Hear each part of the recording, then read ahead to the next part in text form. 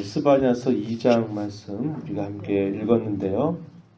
함께 읽지 않은 우리 2장 1절부터 3절 내용에서 유다 백성들을 향해서 여전히 하나님께 돌이킬 수 있는 기회가 있음을 이야기해주고 있습니다. 2장 1절 보면 수치를 모르는 백성아 모일지어다 모일지어다. 유다 백성들을 향해서 이렇게 하나님께서 부르는 그런 말이에요. 명령이 시행되며 날이 겨같이 지나가기 전 여호와의 진노가 너희에게 내리기 전 여호와의 분노의 날이 너희에게 이르기 전에 그러할지어다. 모여라 모여라 이야기하죠. 그들을 부르는 명칭은 수치를 모르는 백성아 그랬습니다. 그들이 참으로 수치스러웠던 것은 그들이 세상에 유일하신 하나님을 섬기고 그 하나님을 위하는 것으로 그들이 사는 일들인데 그 일들을 멀리하고 이방의 신들을 섬기고 허망한 것들을 쫓아서 하나님을 온전하게 섬기지 않는 그들의 모습이 참으로 부끄러운 일이다 이렇게 말하면서 뭐가 정말 수치스러운 일인지를 분간하지 못하고 있는 당시 백성들을 향해서 하나님 앞에 모여라 모여라 이렇게 이야기하는 겁니다. 모이라고 하는 것은 하나님 앞에 돌아오라 하는 거죠. 뭐 하기 전에요? 여호와의 크고 두려운 날, 여호와의 진노, 여호와의 분노가 그들에게 임하기 전에 돌아와라. 이 말은 그들로 하여금 이제라도 하나님 앞에 자신의 잘못과 자신들의 그 죄악들을 버리고 돌아온다면 하나님께서 그들을 불쌍히 여기실 것이다. 이것을 이야기하는 내용이 될 것입니다. 3절에 보면 여호와의 규례를 지키는 세상의 모든 겸손한 자들아 너희는 여호와를 찾으며 공의와 겸손을 구하라. 너희가 혹시 여호와의 분노의 날에 숨김을 얻으리라. 이렇게 말하죠. 당시에 그런 어둠 속에서도 하나님을 겸손하게 구하는 그런 자들이 있었을 것입니다. 이러한 자들을 향해서 여호와의 규례를 지키는 세상의 모든 겸손한 자들아 이렇게 불렀습니다. 그리고 여호와를 찾으라. 공의와 겸손을 구하라. 이 공의라고 하는 말은 좀 더 정확하게 말하면 의로움을 뜻하는 말입니다.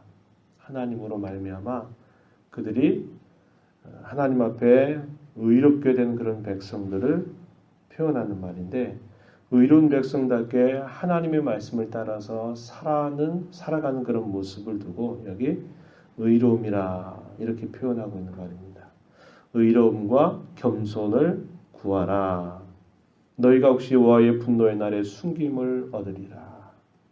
숨김을 얻는다, 보호한다, 피한다 이런 의미가 이 스바냐라고 하는 선지자 이름의 뜻입니다. 여호와가 보호하신다. 여호와가 숨기신다. 그 말이죠. 그래서 그 시대에 어두워진 그 백성들을 향해서 하나님을 찾는다면 그들이 여호와께서 그들을 숨기실 것이고 보호하실 것이다 라는 그런 메시지를 그의 이름으로 담아서 역시 알려주고 있는 것도 있는 겁니다.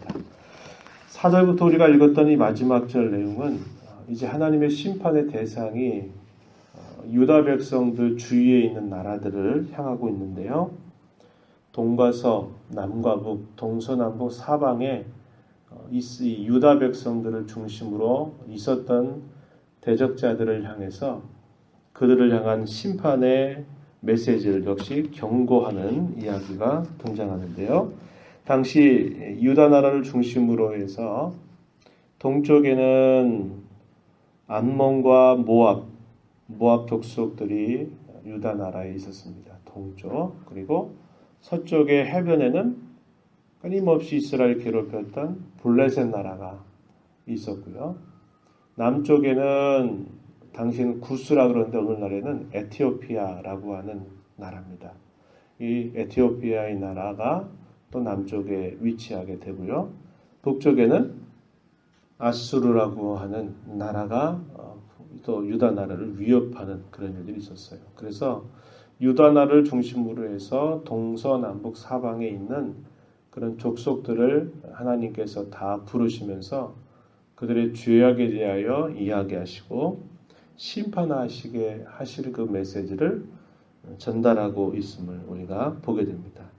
당시 블레셋 나라가 여전히 이 이스라엘 백성들, 유다 백성들을 괴롭혔죠. 이스라엘 나라는 아수르 나라가 이스라엘 나라를 멸망시키고 난 다음에 이제 남쪽에 있는 유다마저도 계속 위협을 하고 있는 상황이었습니다.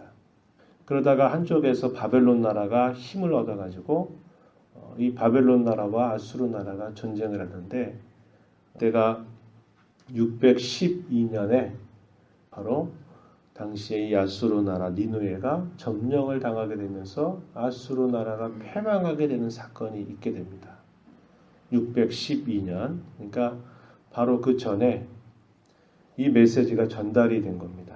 그에 대한 메시지가 어디에 표현되냐면 12절 이하에 보면은 표현되는데요. 12절에서는 남쪽에 있는 구스 사람들에 대해서 구스 사람들아 에티오피아 사람들에게 너희도 내 칼에 죽임을 당할 것이다.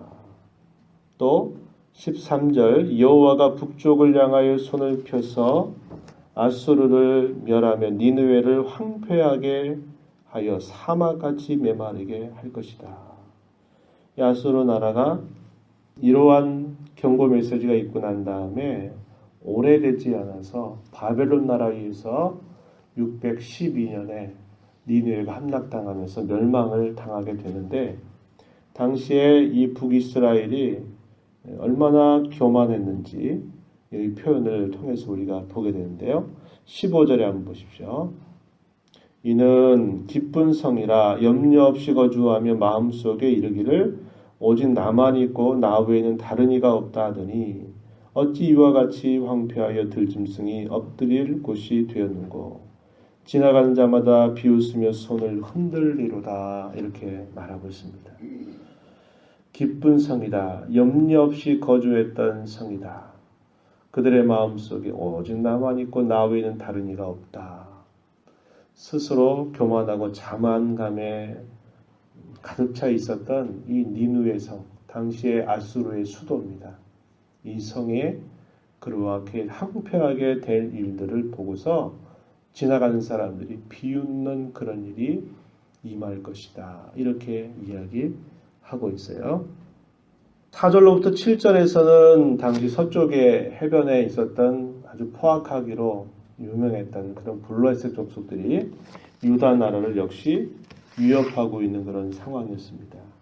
블레셋 나라의 주요 도시들 가사라고 하는 곳, 아스글론, 아스돗, 에그론 여기는 블레셋의 주요 도시들을 나타내는 그런 명칭들인데요.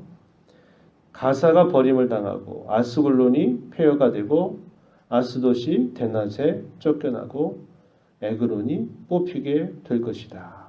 해변 주민 그렛 족속, 이 블레셋의 한 족속을 일컫는 말인데요. 그들에게 화가 있을 것이다 라고 이렇게 말합니다.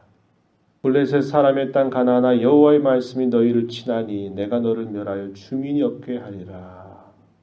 심판에 대한 그런 엄중한 경고가 임하고 있음을 보게 됩니다.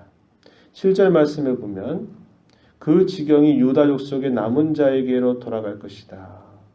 그들이 거기에서 양떼를 먹이고 저녁에는 아스글론 집들에 누우리니 이는 그들의 하나님 여호와가 그들을 보살피사 그들이 사로잡힘을 돌이킬 것임이라.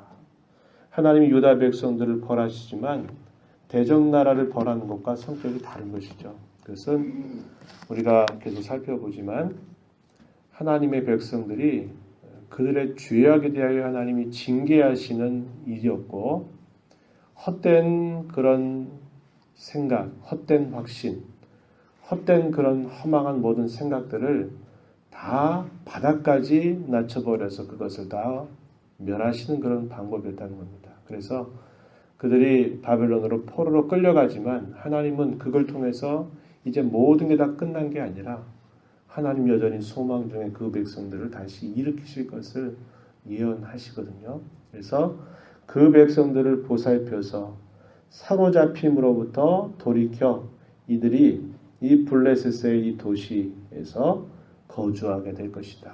하나님께서 유다 백성들, 택하신 백성들을 보살펴서 그곳으로 인도할 것이다.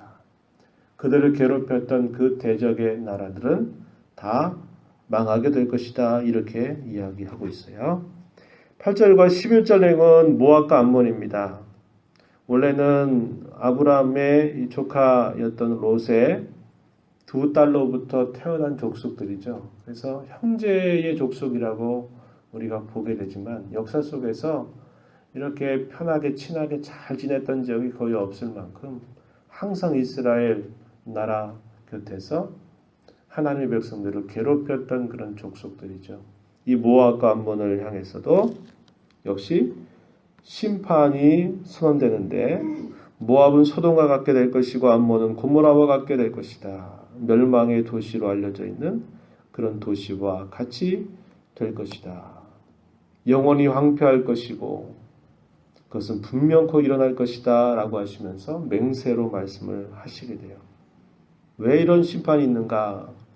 모압의 경우는 비방했다는 겁니다. 암몬 자손들은 하나님 그리고 그의 백성들을 조롱하는 일들을 했고 교만해서 그들이 자신들이 하나님 앞에 죄를 범한 그 일 때문에 하나님이 심판하실 것을 이야기하고 있습니다. 그래서 이러한 계속적인 메시지를 통해서 확인하는 것은 하나님은 자기 백성들을 숨기시고 보호하시는 반면에 하나님과 하나님의 백성들을 향해서 대적하는 그런 모든 자들에 대해서는 하나님께서 그들을 분명히 심판하실 것이다 라고 하는 메시지를 분명하게 전달하고 있다는 겁니다. 하나님의 백성들로 부름받은 사람들을 하나님이 보호하시고 숨겨주시는 것, 이것은 성경이 아주 분명하고 강력하게 약속하고 있는 바입니다. 그러나 하나님을 대적하는 자들을 향해서는 하나님이 때때로 지체해 보이는 것처럼 보일지라도 하나님은 반드시 그 모든 대적자들을 벌하시고 심판하신다고 하는 것 역시 성경이 강력하고 확실하게 이야기하는 약속입니다.